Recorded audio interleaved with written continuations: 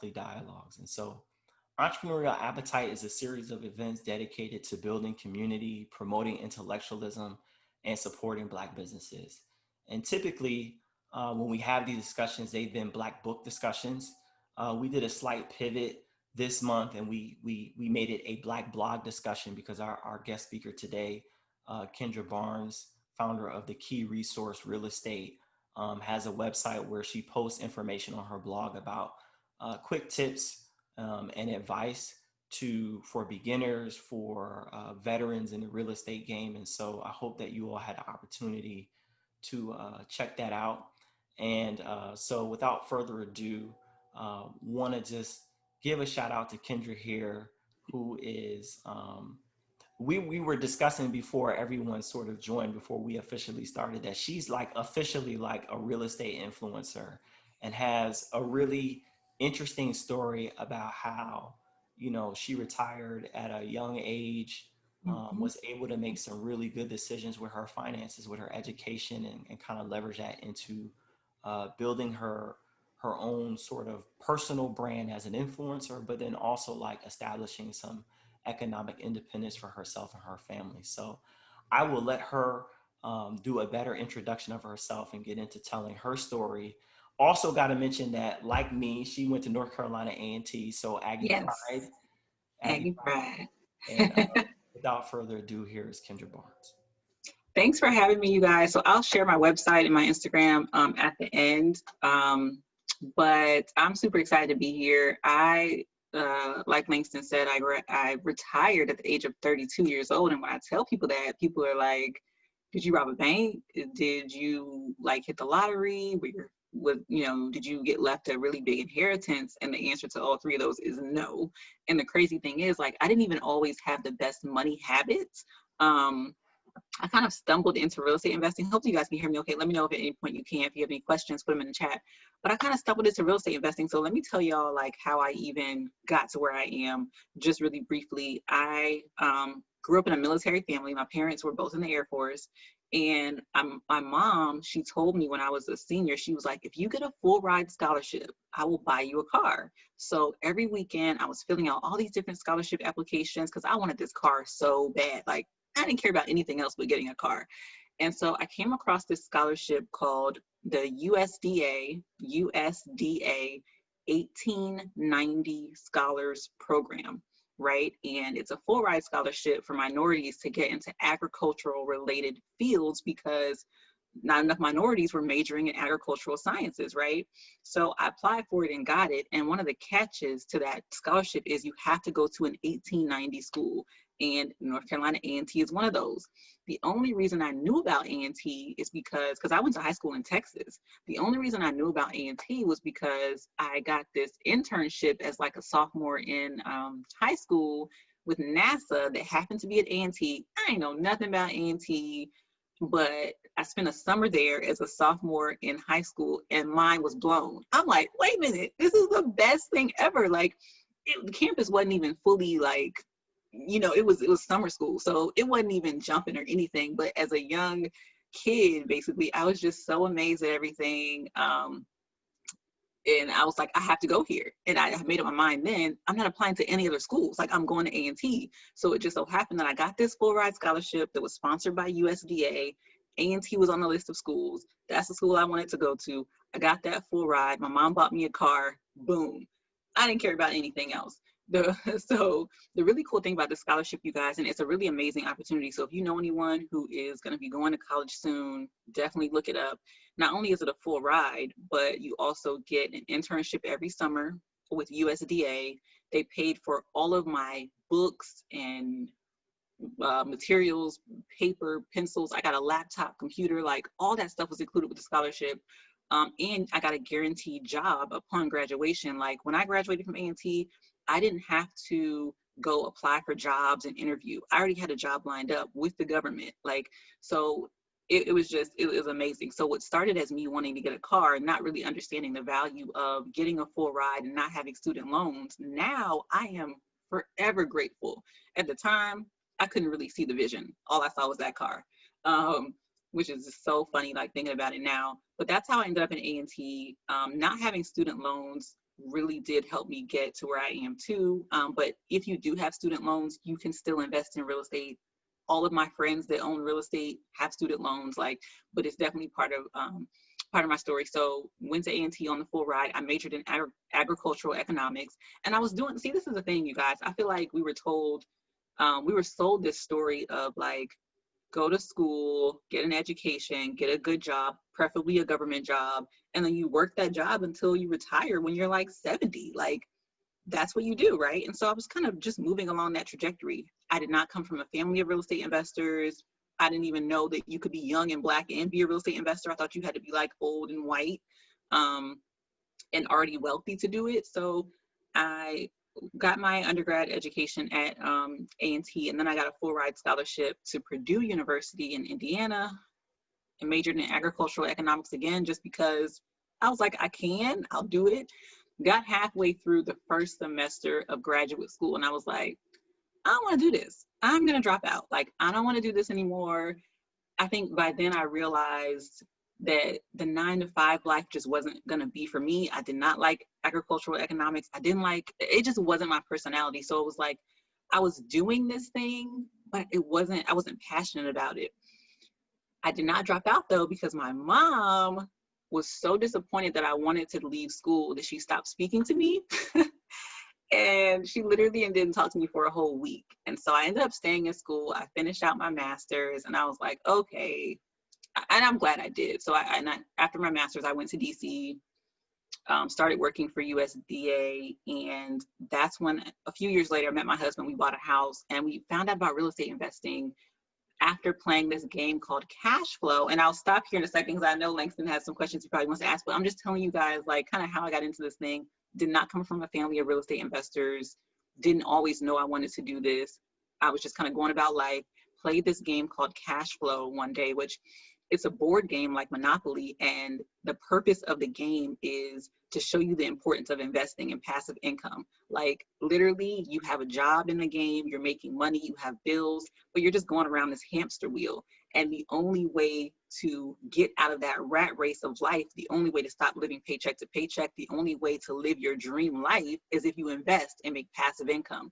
That passive income basically allows you to live your dream. And so we played that game. My husband and I played that game one day, and we were like, wait a minute, no one told us about this. You mean to tell me that our money should be making money? You mean to tell me that this amazing government salary that we're making and bringing home should be making money in our sleep? And so it just changed our lives and opened up our minds, and we just jumped into real estate investing from then. And so now I'm just really passionate about letting other people learn from my mistakes, because we did not have any mentors or coaches or classes or anything. We just dove right in. And here I am now. I'm 34 years old now, but my husband and I both retired when I was 32, and he was I guess he was 39 at the time. So yeah. Okay, I see some questions in here, but yeah, that's a really, really short version of the beginning of my story. Yeah, that's good. So one, I just want to point out a few things. So just from the very beginning, right, with your mom leveraging you to make the wise decision about, looking for the scholarship, dangling the car as the carrot. To me, it seems like you had good judgment, good money practices, and maybe not aware. So right. What if because we have a broad range of people in the audience, right? So okay. We got folks who might be college students, we got folks who might be college professors, we got folks who maybe didn't go to college, not thinking about it, going right into investing. But if you're a parent and you're thinking about sending a child to the university, what do, right? Do you prepare them for college? Do you prepare them for entrepreneurship? Do you do both? And I think maybe an interesting question would be if you had to go back and do it over again, right? Yeah. What is one thing maybe you would have changed, or maybe it's nothing you would have changed? Would you have done the real estate investing while you were a college student? How would you negotiate those things? Man, if I would have known about it back then, I would have just imagine I was renting off-campus housing at A&T, paying whatever amount per month. It was like, I don't know, $700 a month. If my parents would have bought a house, let me live in it, and rented out the other rooms, I would have had an asset. They would have been making money.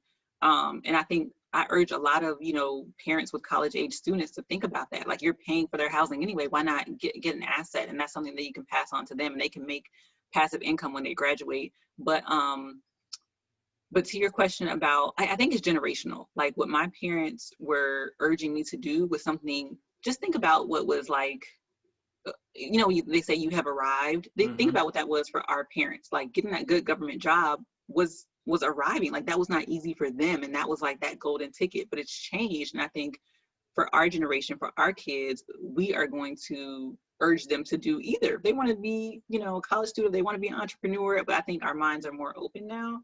But even like to this day, my parents are still kind of like, what are y'all doing? Like, y'all just don't want to work? Like, y'all are crazy. It's still kind of hard for them to wrap their minds around. For sure.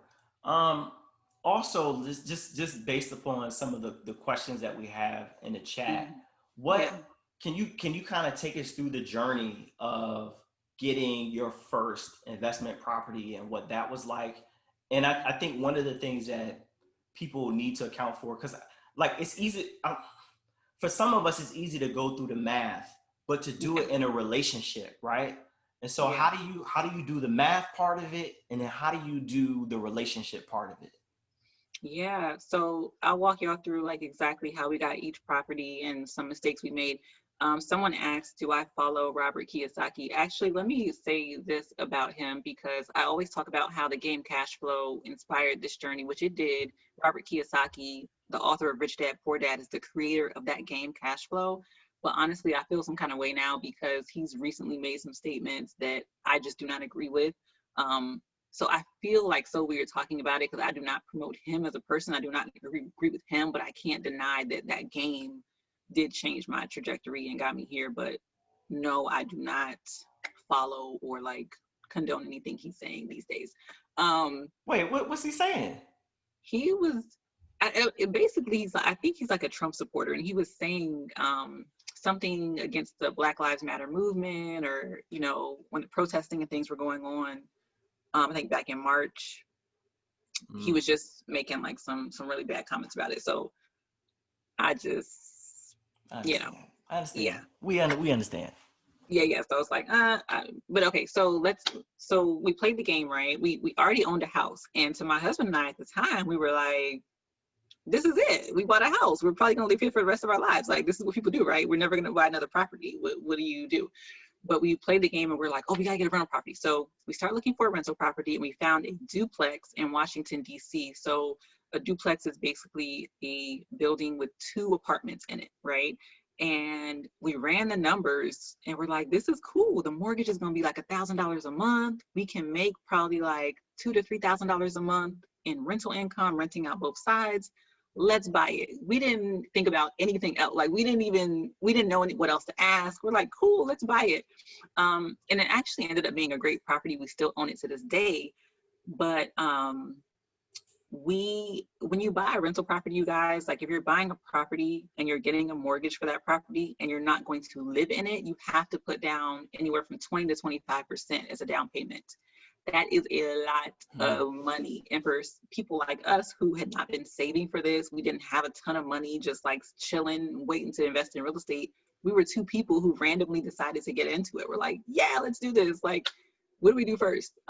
So we found this property. It was $228,000 to buy it. The down payment was $57,000. And it's like, who has $57,000? So we ended up pulling the money for the down payment from our retirement accounts. And this is a strategy that can get really controversial for some financial gurus. So I will say, if you decide to try this, make sure you consult with a financial advisor. But basically, we worked for the government, and we had what was called a thrift savings plan. It was our retirement account. It's called 401k if you work in other sectors, whatever. So we were able to take a loan from our retirement account, and you're basically taking a loan from yourself and you're paying yourself back with interest. We took a loan from our retirement accounts to pay for that down payment. What we did not know at the time is that buying that duplex would be the perfect opportunity to actually do what's called house hacking. So let me know in the chat if you guys know what house hacking is. Put a 1 if you do know what it is. Put a 2 if you don't. Okay, you guys, some of you guys are hip to the game. So, you guys, house hacking is basically when you buy a multi-unit building. So any building that has 2 units, 3 units, or 4 units, and you live in 1 unit and you rent out the other units. And so it's called house hacking because not because it's illegal or anything shifty. It's perfectly legal, and it's one of the best kept secrets in real estate investing. This is what people do to catapult themselves into real estate investing, to cover their living expenses, and to really get wealthy. So, like I said, we bought a duplex, right? So it has 2 apartments, and we ended up having to put down $57,000 as a down payment because we did not live in it. But if we would have just lived in it for 1 year, we could have bought that building with only $8,000 down. And so that's the beauty of house hacking. Not only is the down payment lower when you house hack, but you're living there for free, because essentially, you guys, just think about it. You're living in the building, you're renting out the other units, you're living in one, your tenants are paying that mortgage basically. So your living expenses are eliminated. Imagine how much money you could save. Imagine how much of your student loans you could pay off if you were living somewhere for free. We didn't know about it though, so we put all that money down, we rented out the property, rented out both sides, and we made good money, and we were addicted. We're like, we need another property. Like, how do we do this again? That's when we found out about house hacking. After that first one, someone told us about house hacking, and so we house hacked a 4-unit property in DC. We lived in 1 unit, rented out the others. The building was $800,000. We put down, I think, $17,000. So I gotta ask. But what did y'all do with the first house? Oh yeah, we rented it out. So the single family house that we originally lived in, we just turned it into a rental property. We rented it out, moved into that 4-unit, lived in one, rented out the others. And it was just like, this is it. Like, this is how people do it. And after that, then we bought a condo, and the rest is history. So yeah.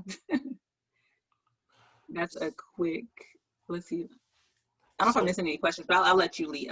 Yeah, there was one question about leveraging debt. And I think you talked about it with what you all did with the retirement. So like, I listen to Dave Ramsey, and my family gets on me because I'm like, no debt, right? And I feel like part of me is like, I could just buy it cash, and there's almost no one who's like, you buy stuff cash. They're almost like, you have to leverage debt. And so I guess my question is how do you leverage debt? How do you feel about leveraging debt? Shout out to the person in the chat who wrote that. I'm gonna give you credit in a second. I'll go back and look at it, so I give you credit. But then if you do start leveraging debt, at what point do you stop, because you have so much income, so much cash flow that you can just start buying houses? Yeah, so don't kill me, Langston, but I feel like Dave Ramsey is coming from a place of privilege. And I think that what he's doing is great. I think what he's doing is great in one regard, because he's really inspiring people to get rid of consumer debt, which we could all agree that that's a good thing to get rid of.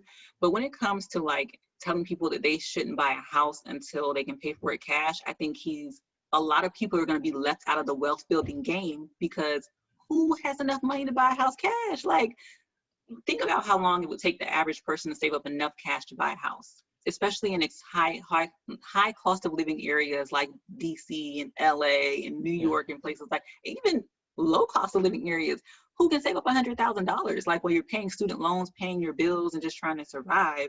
So while you're trying to reach that goalpost and save up cash, everybody else is building wealth, leveraging other people's money. Like, and so I do believe that if I have debt that my tenants are paying for, I don't care about that debt. I'm not trying to pay it off early.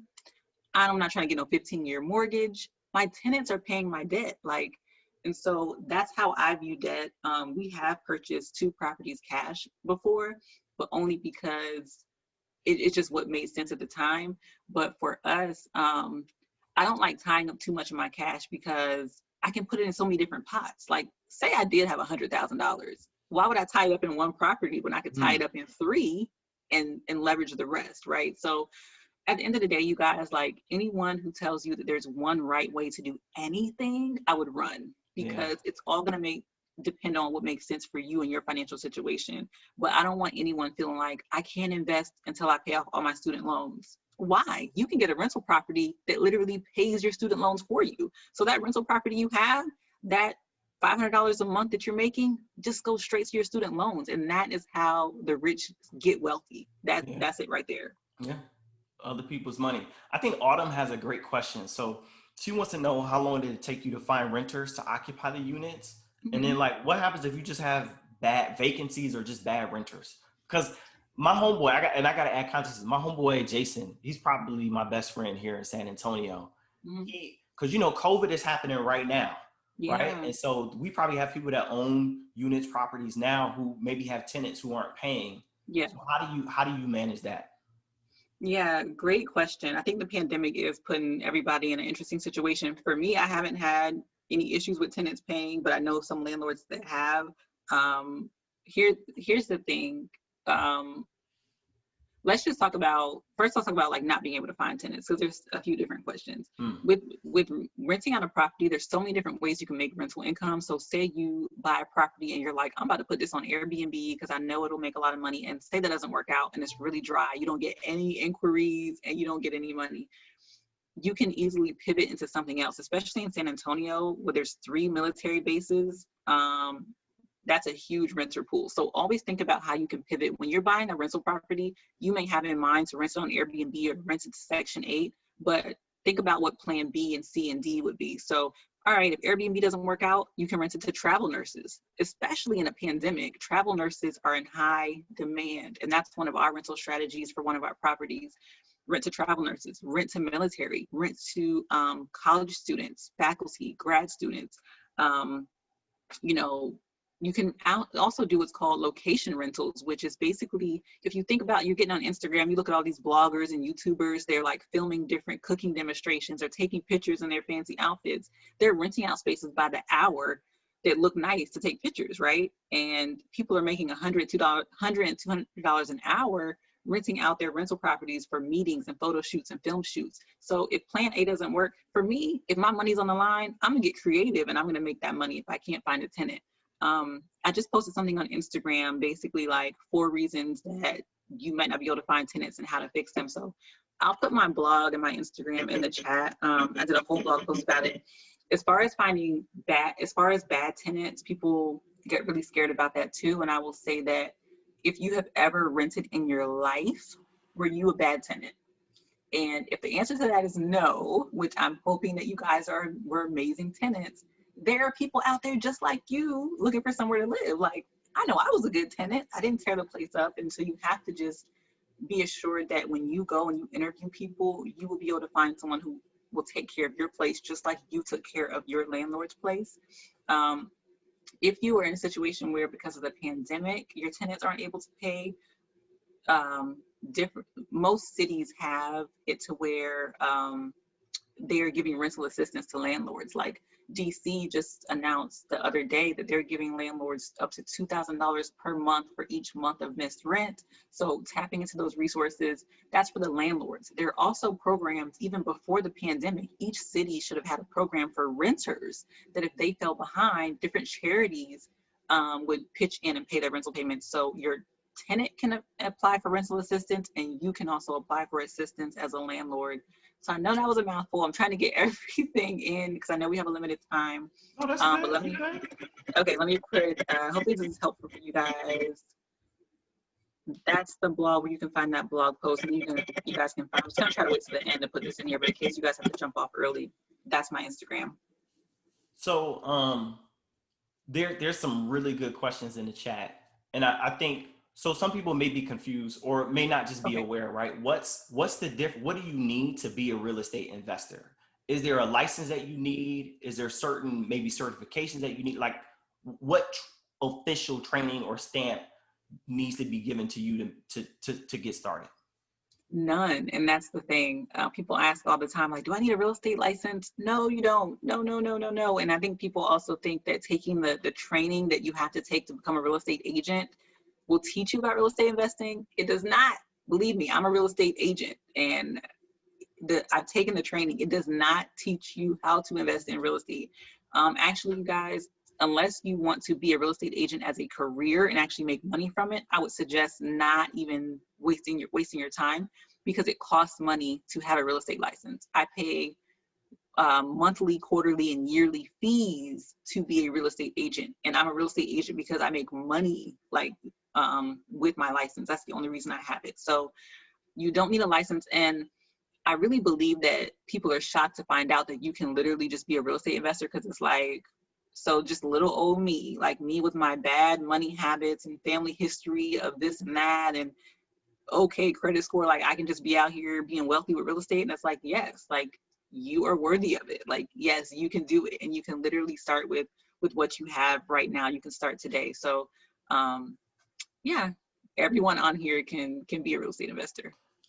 So if you had to choose, right, if you're getting started, because I think some people we may hear the term fourplex, like you're a first time home buyer, right? Mm-hmm. And you maybe not even be thinking about from an investment standpoint, Right. just trying to get your place to live. Right. We hear fourplex, like, man, that's four houses, or duplex, that's two houses, Yeah. triplex, that's three. Yeah. And so what advice do you give to someone who's just maybe not even thinking about it from an investment standpoint, but just like understanding, real estate's a great investment for your home, for your family to build wealth. But Yeah. why should or shouldn't they take the leap to do the multifamily unit, route, as opposed to just getting a single family?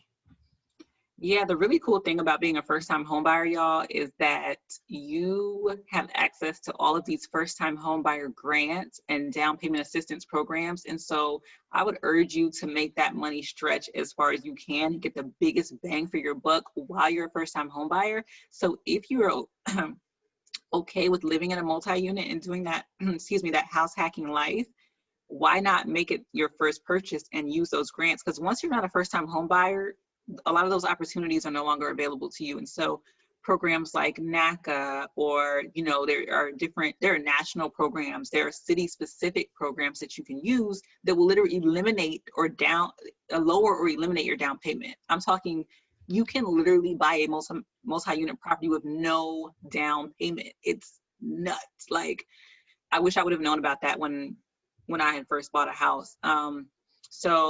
So yeah, there are grants and down payment assistance programs that you can use. Even if you don't house hack your first property, I think it's really important to just kind of think about buying your first house as an investment in the future, and think about, like, okay, I'm gonna buy this house, but what if I ever want to rent it out? Like, will it work as a rental and things like that?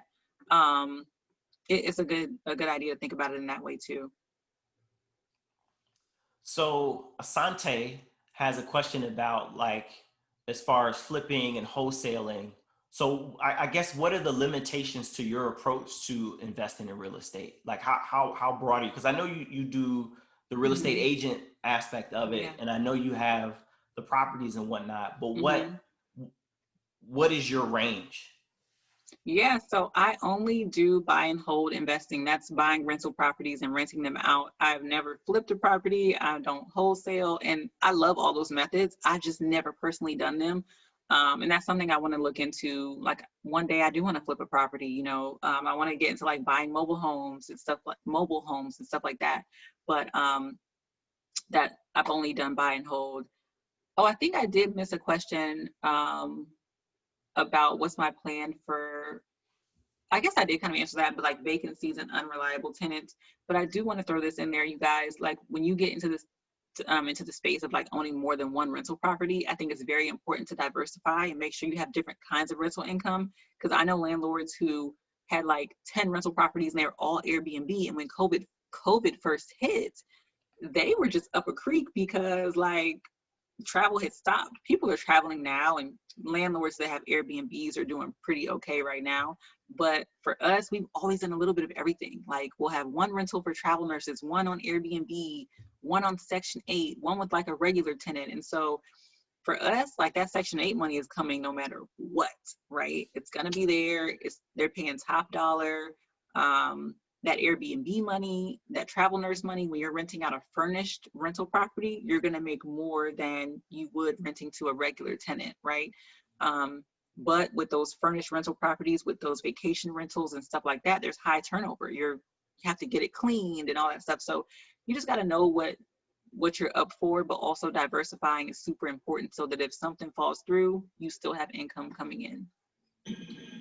So Bill made the comment about mobile homes being like the next thing over the next 5 years. So Yeah. that, mobile, that ain't like that, mobile homes isn't really like a, you know, that's in some ways that's looked down upon, right? Like, Yeah. we think about that as like the hood for white people, even though that, Yeah. there's black folk live in mobile homes too. Yeah. So why is that like an attractive option? Why is that a place that people are thinking about investing? I think I was talking to somebody the other day, and they were thinking about just owning like the whole lot of land where the Yeah. mobile homes sit. And so if you could just tell us some more about maybe that strategy and that option, and why that's something that could work. Yeah, the thing is, like, not only are mobile homes, they have a low barrier to entry because they're not that expensive to buy, but people are really living in mobile homes. Like, it's not, it might be taboo to us, but there is a whole community of people who that is their thing, and it's very profitable. So, the thing about mobile homes that's really interesting, y'all, is it seems like it'd be real estate, but it's really not. It's a vehicle. So just like when you purchase like a vehicle from somebody and you have to like go to the DMV, that's how the process of buying a mobile home is, which when I found that was really interesting to me because it's actually a vehicle. It's not real estate, even though we do lump it in with real estate.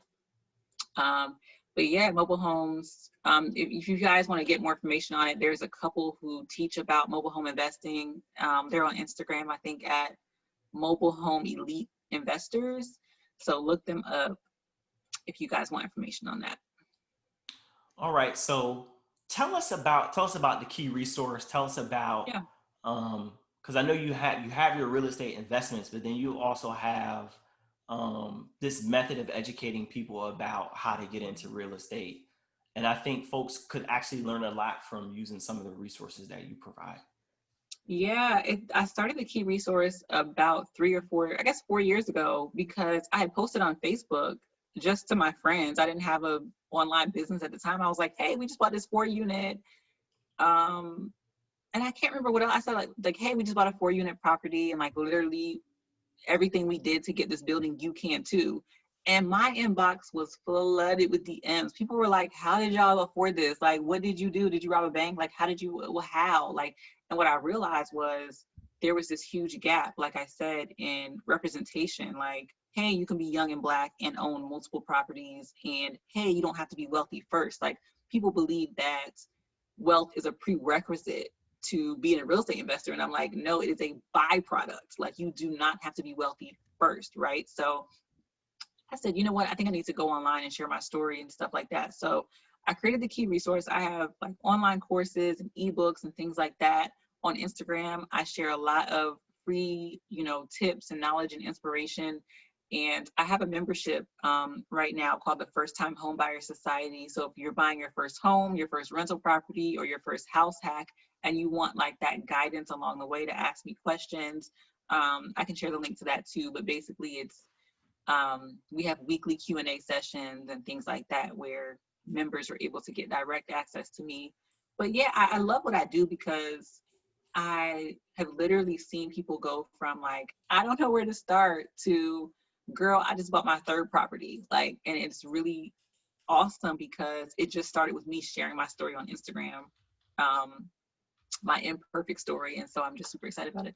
Oh, Instagram didn't show up. Let me give y'all the actual link and let me know if there's any other questions that All right. I So while Kendra does that, we're going to make the transition here pretty soon to question and answer. And so the way it's going to go, I'm going to ask you all to raise your hand, use your raise your hand function, or if you type a question in the chat or in the Q&A, I will see it and I'll tell you to unmute your mic, or I'll allow you to unmute your mic, and then you can ask your question if you have any. So if anyone in the audience, if y'all have any questions, like I said, you can raise your hand or type it in the chat, and then I'll call on you, and you can go ahead and ask your question directly.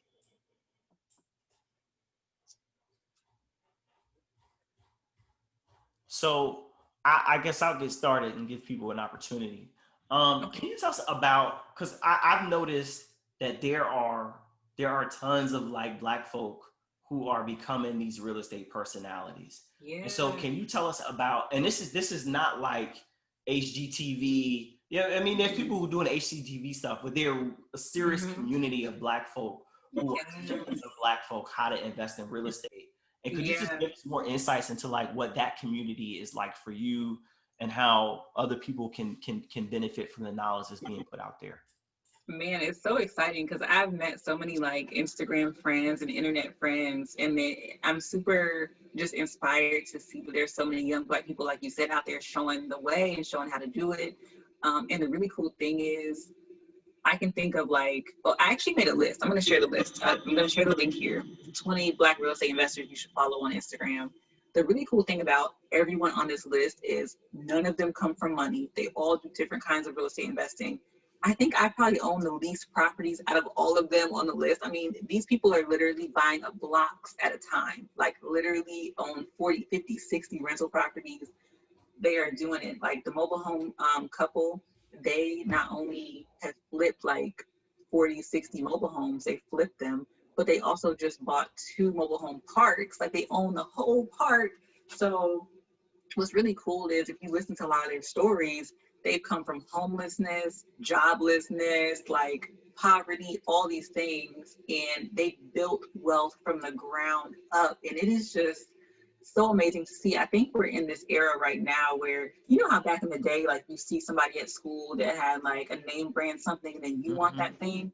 Now I feel like on social media, you see somebody with a property, and you're like, I want a property. Yeah. For me, I see a lot of people now like are getting into buying vending machines, having that as passive income. I'm like, I want a vending machine. People are investing in stocks and doing like trading options. I'm like, I want to trade options, which is so good because now we're being influenced to build wealth. And that's what I'm really excited about. So I think what's interesting is that, you know, there's a culture shift where, like I was thinking, right? So if you're, you know, a husband, right, and you got a wife and kids, and y'all live in an apartment, and that's not a bad thing, like your needs are met, but you wearing Jordans, somebody gonna look at you like, you got Jordans on, y'all ain't got a house yet? You know what I mean? I think that there's, and it's, I don't think it's bad shame, but it's not, I think it's going to become more and more frowned upon, the fact that you didn't make investments like in our community. I think there's going to be a shift in that, especially if you went to college and you're supposed to be middle class, like you're supposed to know better and do better, that those expectations will change. And I see a drastic like cultural shift happening for our generation. And I think for those folks who are coming up behind us, because they're going to be like, yo, I got like I'm having conversations with friends, like all my friends got multifamily units. Not all of them, but like 3 or 4 of them own multiple properties, you know? So that puts pressure on me, like, oh, I'm gonna do that one day. I'm not quite there yet, but it's gonna happen, you know? So it's a beautiful thing. So Timothy Sullivan has a question. So Timothy, I'm gonna go ahead and I'm gonna unmute you. I'm gonna allow you to talk, and you can go ahead and ask your question. And you have to make sure you hit unmute.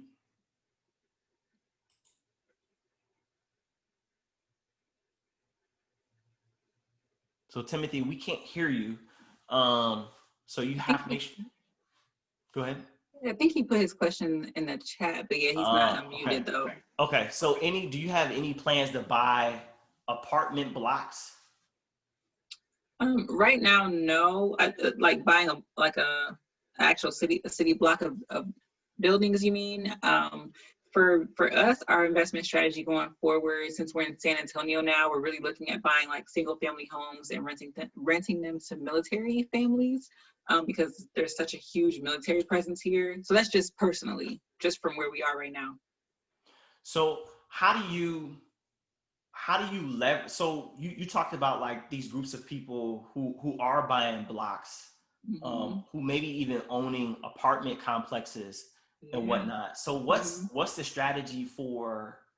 And I don't know if you thought about this, for getting groups of people together to Yeah. strategically buy, you know, properties that we otherwise wouldn't be able to get on our own. I think it's an amazing opportunity because your money can go so much farther, as a group, just as long as you have a lawyer drafting up those legal documents and making sure that everything is like airtight.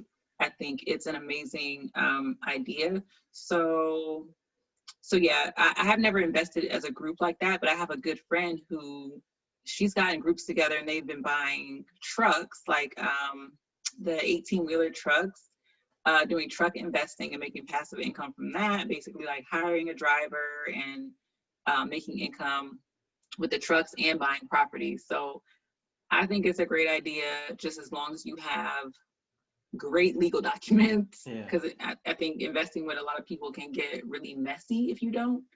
But yeah.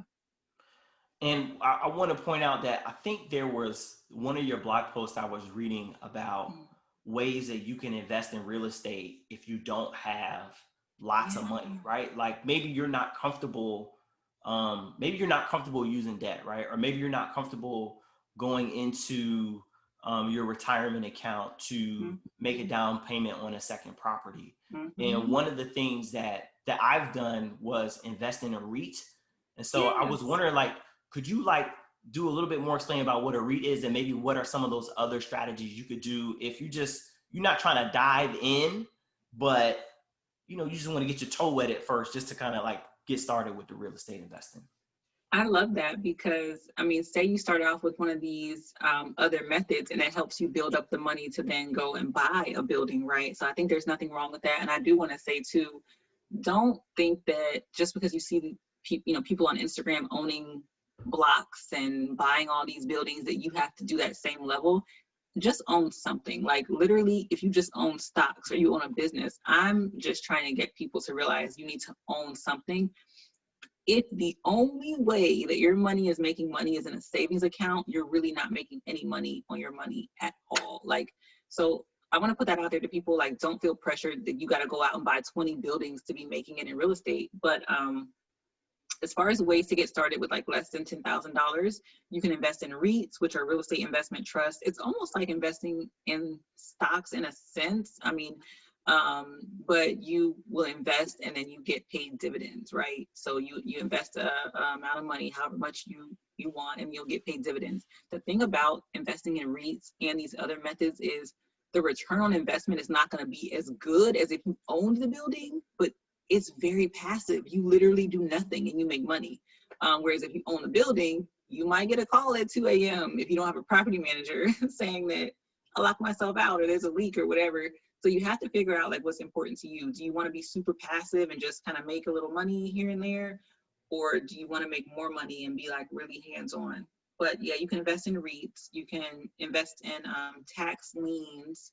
Um, you can invest as a group, right? Everybody bring $10,000 to the table and buy a property. And those are some ways to kind of get in at a low barrier. And so I know that there's like with anybody, and I think, man, even with us, right? Even within, our families, like, I don't know if I would trust everybody in my family to go invest in some real Right, estate, right? And then there's right, the legal documents and things like that. But right. no matter what, like, I feel like you're gonna need other people. And so with the number of properties you have, like, how have you built out your team? Like, Mm-hmm. do you have property managers? Do you have like a team of agents that you can call on, hey, like, what's going on in this part of the country or whatever? So what are the other people, even if you're not like investing with others, what does your team look like, and how do you start to like gather key folks that will help you sort of actualize your real estate dreams? Yeah, we don't have property managers. We actually self-manage from out of state, which is kind of crazy. And a lot of real estate investors would never do this. Like most real estate investors hire property managers, but because we lived in DC so long, we had built up a team of people like contractors that we trust and things like that. We have family in the area, so we felt like if something goes wrong, we know who to call, right? What's made it difficult now is because of COVID. So back in the day before COVID, we had lived out of state. Man, it's been COVID that long? Back in the day? Back in the day, right? It's been almost a year. Yeah, I feel yeah. like in February or March will be a year. Anyway, previously, when we lived out of state from our rental properties, we could call people if something happened. But my husband, he would just hop on a plane. Like literally, if he felt like he could fix it himself, he would just buy a plane ticket. Like, all right, I'm leaving tomorrow. And that's because it's our business and we can do that. Like, right. So, but now we have a 1-year-old and we're honestly not comfortable with traveling. And my husband is actually in DC right now, but it has been almost a year since he's seen our properties because we're in a pandemic and we're trying to travel. Excuse me. Now I'm coughing. It's so weird to cough now because it's like, Yeah. I don't have COVID, but I've literally been talking for 2 hours. I did a thing right before this too. Excuse me. Let me get some water really quick. Okay. You be all right. We're going to take a brief intermission. So Asante, I saw you had a question. So when Kendra gets back, um, if you feel up to it, I'll let you ask her in person. So again, just thank all of you for coming and supporting. She came back with that water quick. That's that good water right there. I had to So get some Asante, water. Yes. Asante, I'm gonna allow you to talk so you can ask your question because I know you had a few before in the chat. So just unmute yourself and go ahead. Hey, okay. Hey, what's up, Langston? Hey, cuz. Hey, uh, hey, man, this is great. I did have a question. I know there are a lot of like crowdfunding, like real estate platforms out there. I'm not sure if you're familiar. I'm pretty sure you're probably familiar with some. Yeah. Do you have any that you kind of like would suggest to those people that kind of don't necessarily want to get into the management side of things, that kind of would just want to play around in maybe a couple of projects just to toss a little money in just to see how it works out? Yeah, the only one that I really have heard good things about is called Fund Rise. And that's not to say that any of the other ones are bad. I just don't know anyone who's used any of the other ones. But Fund Rise is one that I've heard of. Okay. All right. Yeah. Thank you. I think it's a great way to get started and kind of like I said, just make sure that your money is making money. I think it's great. Yeah, Fundrise is actually one of the ones that I use. So Awesome. I didn't know about, Reits and stuff like that. And I think Okay. they're probably like the most popular, one that's out there. And, I did some research, found out about them and just made the decision to go ahead and invest with them. So that was my first entry into investing in real estate. And so it's done fairly well for me so far. So we're getting close to time and want to end, right? What is sort of a primary or significant piece of advice that you would give to someone who is thinking about, dreaming about, aspiring to get into real estate game? What is like the one piece of advice that you would give that is most important? Yeah. My biggest thing is don't let other people's fears limit you. And what I see a lot, especially in the Black community, because this is all really new for us, right? This getting into this wealth game. I'm not going to say we've never been in it, but because of, a lot of systematic things, we've been blocked out of it. But now, like I said, we're in this new era where we're out here getting it. And a lot of times we're the first people in our families to be buying buildings and to be, doing these things and breaking the mold. And it's scary for a lot of people in our families who haven't done it yet. And what I see is they'll start projecting their fears on you. And it's sometimes the people that's closest to you who will not see your vision, but you cannot let that stop you.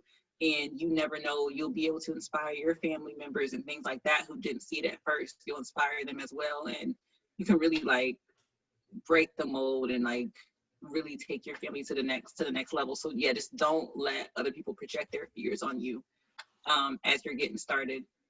Thank you, Kendra. Thank you so much. I appreciate you joining us. Once again, just for people who may have missed it, if you could just say your Instagram Yeah. and whatnot, and where people can contact you.